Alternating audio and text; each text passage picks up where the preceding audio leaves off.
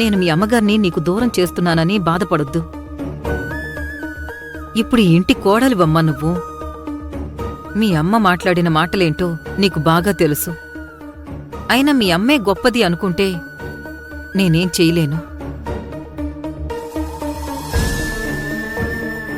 తన ఇంటి గౌరవాన్ని పాడు చేశామని ఆవిడ అనుకుంటుంది కదా, మరి నా ఇంటికి గౌరవం లేదా?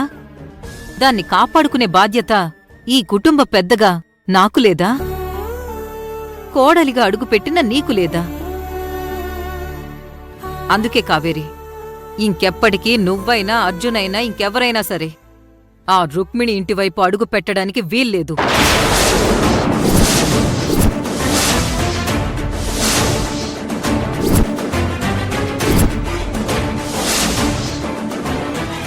కాదు కూడదు అంటే ఇంకెప్పుడు మీరెవ్వరూ నాకు గౌరవం ఇవ్వాల్సిన పనిలేదు.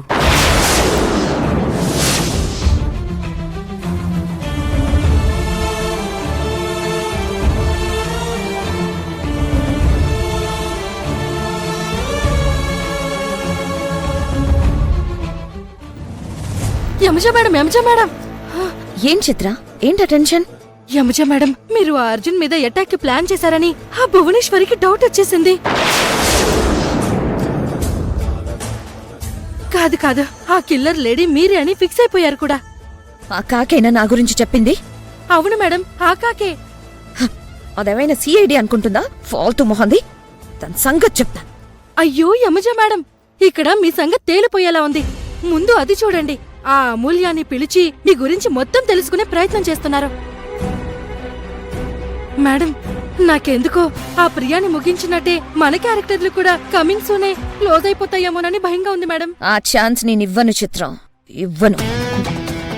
ఈ యమజ always show runner and I'll show the hell also. అర్థమైంది. నా బ్రెయిన్ ఇంకా ఇక్కడిక్కడే తిరిగితే కాదు, ఆట మార్చాలి, చాలా మార్చాలి.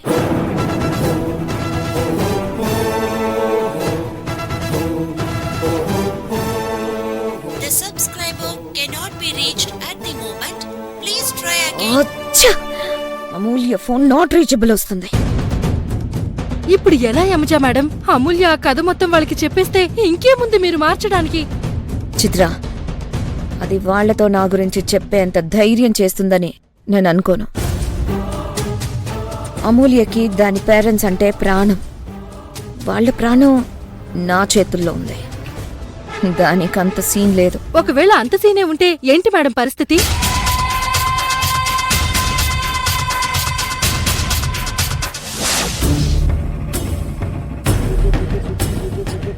అనే, నువ్వు తప్పనుకున్నా నేను నా మనసుకు అనిపించింది ఓ విషయం నీతో చెప్పనా?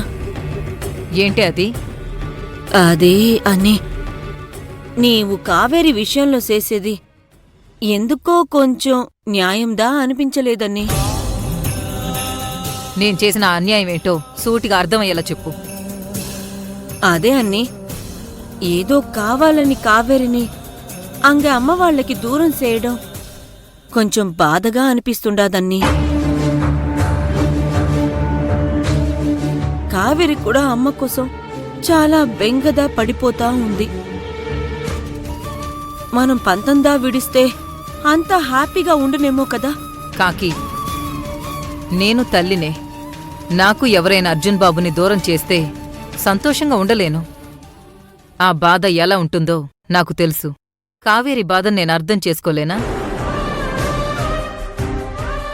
కాని ఆ రుక్మిణి ఈ భువనేశ్వరి అహాన్ని దెబ్బతీయడమే కాకుండా నా కొడుకుని, నా కుటుంబాన్ని అనకూడని మాటలని అవమానించింది.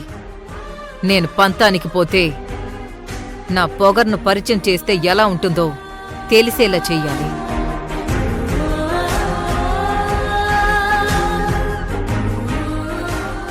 అన్నీ పాపం అన్నీ.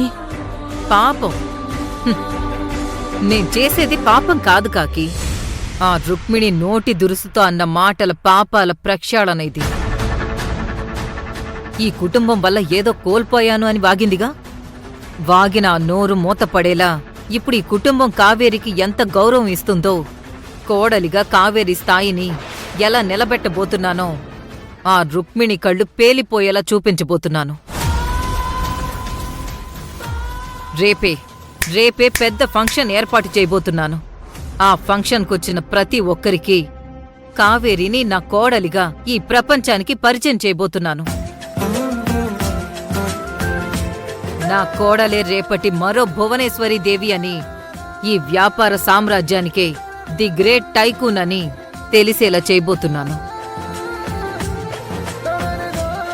ఇది నేను రుక్మిణిని కొట్టే దెబ్బ. ఇది పాపమో పుణ్యమో నేను లెక్క చేయను. కాని నా కుటుంబ గౌరవానికి నేనిచ్చే మర్యాద ఇది అని చూపించబోతున్నాను.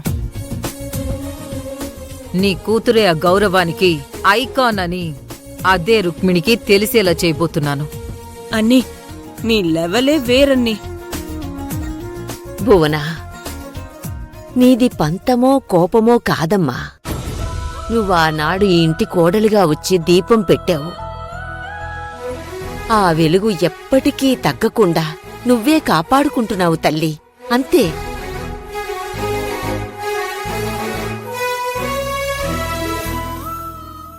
మేడం, నీకోసమే చూస్తున్నాను. దేని గురించి మేడం? విషయం పాతదే, అడిగే పద్ధతే కొంచెం మార్చాను. యమజ ఎవరు? అసలది నిజంగా నీ కజినేనా? మేడం, మళ్ళీ మీకు ఆ డౌట్ ఎందుకొచ్చింది?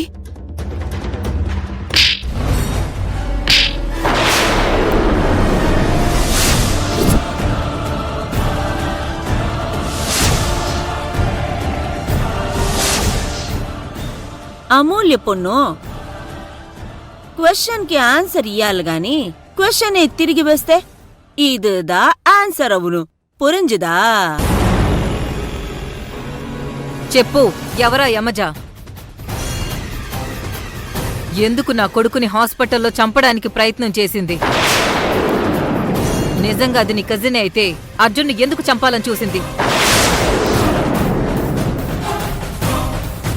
నిజంగా అది నీ కజినే అయితే అర్జున్ని ఎందుకు చంపాలని చూసింది?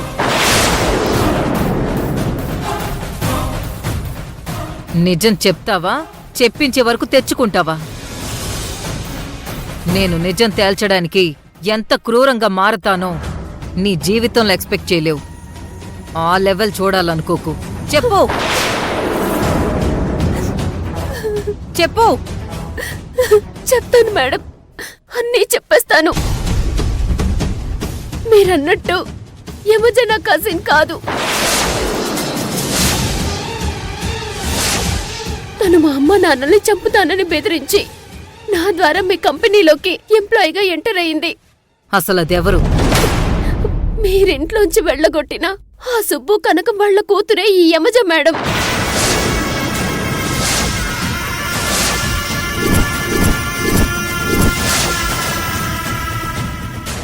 ఇదన్న ట్విస్ట్ అన్ని. పాము సచ్చినా పగత సావలేదా? ఇంత మాదిరి యమజ రూపంలో వచ్చిందా? అవును మేడం, ఆ యమజే మీ కుటుంబం మీద పగపట్టి ఇదంతా చేస్తుంది. నన్ను క్షమించండి మేడం, మా పేరెంట్స్ ప్రాణాల కోసం మీకు ఇలా ద్రోహం చేయాల్సి వచ్చింది. నన్ను క్షమించండి మేడం, నన్ను క్షమించండి మేడం. అమ్మా నాన్నల కోసం ఇదంతా చేశావు. నాకేం నీ మీద కోపం లేదు. ఎందుకంటే అప్పుడు ఇప్పుడు ఎప్పుడు నువ్వు చెడ్డదానివని నేను అనుకోను.